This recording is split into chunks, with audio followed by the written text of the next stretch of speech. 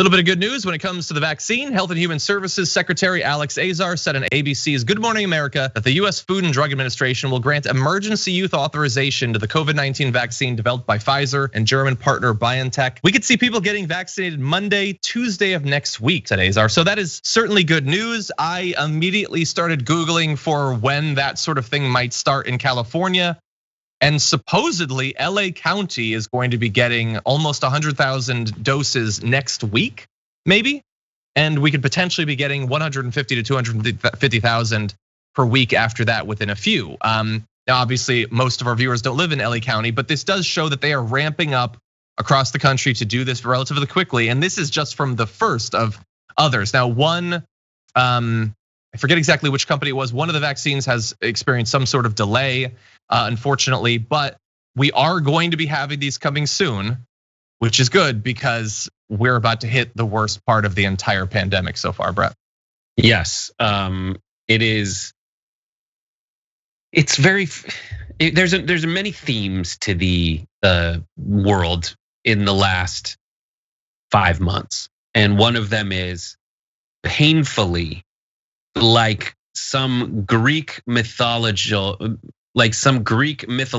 figure. We have been told by an oracle what is going to happen, yet we can't avoid it playing out exactly that way. And we are doomed to live through it. And the oracles are all Cassandra, who are like, you didn't believe me. I told you exactly what was gonna happen. So this is one of them was mail-in ballots. It's gonna get really bad. Here's ways you can undercut it, but hopefully it will be better soon. And it's just this terrible, painless or powerless feeling that you have to live through this swell and making it worse. Knowledge that there will be tens to hundreds of thousands of people who don't live through it to get to that solution. Yeah, the nation topped 292,000 total deaths from COVID yesterday, several hundred more than the number of battlefield deaths in World War II. We also passed 3,000 deaths in a single day, a count higher than the 9/11 terrorist attacks. And as I said on the show yesterday, we are just about out of historical analogies to make. We've got, I guess, the Spanish flu and the Civil War, and that's it. And beyond that, this will be the biggest killer in the history of our country. And by the way, we're gonna give you some other numbers in a second, but isn't it sort of weird that like we just passed 292,000 deaths and it's nobody's fault and nobody's gonna get in trouble for it?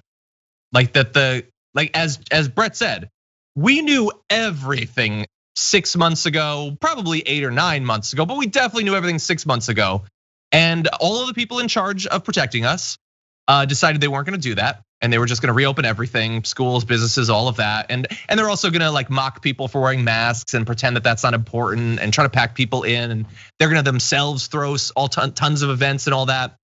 And so 292,000 people die and it's nobody's fault. Like stolen cigarettes, that's someone's fault. You can point a finger at a person. But like 1/3 of a million people in a few days having died is nobody's fault. Nobody. That seems weird. Doesn't seem quite right. To me, my belief is that Trump would have been reelected were it not for COVID. So in a certain way, the only fault that really has been, justice in terms of whose fault it is that has been meted out is like a guy doesn't get to be president anymore, but probably will still be fine and make tons and tons of money off of this and probably not suffer any legal consequences. But like the best I can use to get myself to sleep at night is at least the worst president in American history won't be president anymore.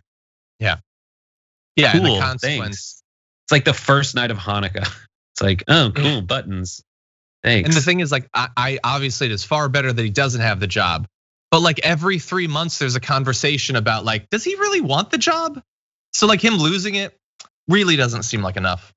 I mean, by the way, I just said this at the very beginning of his presidency. It's like, can we just let him be like what the queen is and have other people run the country? Because that's all he wants. He wants the title, but not the job.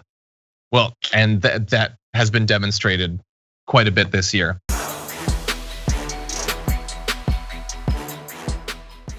Check out the Damage Report podcast each day, wherever you get your podcasts, whether Pocket Casts or Stitcher or iTunes. You can join me as I give you the news and stories you want, with a range of co-hosts and interview guests jumping in on the fun each day. Again, that's the Damage Report, wherever you get your podcasts. And if you get them at iTunes, don't forget to rate and review. Sometimes I'll read them live on the show.